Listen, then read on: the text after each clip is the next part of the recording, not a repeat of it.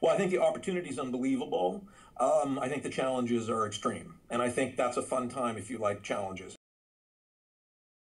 I mean, as is true of all service magazines, the successful DNA lies in your ability to serve the needs of the readers in a very direct and concrete way. I mean, the interesting thing about the food category to me is there's really two sort of action points. There's really two activities that people are involved in. One is just the leisurely part of reading the magazine and fulfilling their desire to think about food and think about cooking. And what that means is, our unit of exchange with the reader is the trusted recipe. And since I've been here in the last 3 years, we've gone from doing about 5% of our recipe development in-house with our test kitchen to about 50%. So half of the recipes now are developed by our test kitchen. We've got a crackerjack test kitchen. And to your point about the strength of the DNA, it's in the code. The code is the recipe, right? That's how you cook. So we know what the code is. We know how to crack it. Well, the theory behind that is that I regard newsstand as something like a hurricane, and you want to be making sure you're going in the right direction all the time, and you want to be listening to your customers. As far as what's going on in November, you know that we actually had two different issues. We have this beautiful chocolate mousse cake, and then 50% is this gorgeous mushroom fettuccine.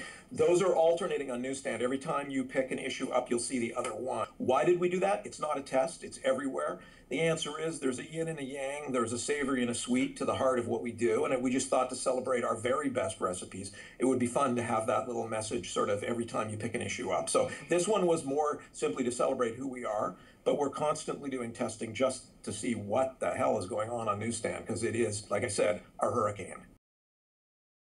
When you're a strong brand, your ability to survive, I think, is very, very strong. But at the same time, look at let's take the digital landscape. Look what's happened in food with things like Instagram or Pinterest, or with all the local media that's happening around restaurants and food. Those are competitors. Those are competitive audiences. Those are competitive content producers. So in 10 years, we had better be able to look back and say, wow, we made all of these incredibly strong, proactive moves to make sure that we could reach people at all of those points of need. Because if you don't, someone else will. Well, what I would say to them was, don't think of starting a new magazine. Think of starting a new, and I hate the phrase content brand because I'm an editor, and but you know what I mean by that. It's like start from the very start, thinking about how you're going to reach your audiences. Whether you start with a magazine, a print component, or whether you start with a web component, be thinking of all of those needs. The thing that I laugh about when I hear about the death of print is, this. Look at the actual revenue that comes into companies from a successful print magazine. And to say that part is dying is sort of preposterous.